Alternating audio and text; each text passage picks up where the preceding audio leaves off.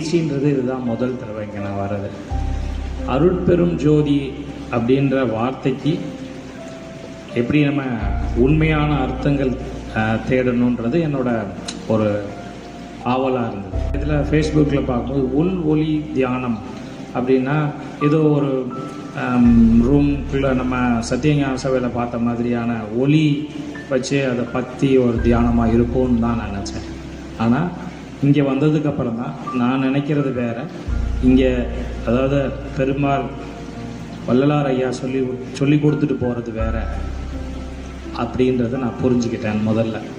ரெண்டாவது, மனம் உருகி நான் வந்து ஐயா காலையில் சொல்லும்போது சொல்லியிருந்தாங்க, ஒரு ஐயா வந்து பாட்டு படித்தாங்கல்ல காலையில், மனம் உருகி கண்ணீர் வந்தது அப்படின்னா எனக்கு வந்து இந்த கிளாஸில் வந்து மனசை விட்டு ஒரு அழுகையில் ஒரு சந்தோஷம் அப்படின்றது இன்னைக்கு காலையில் தான்.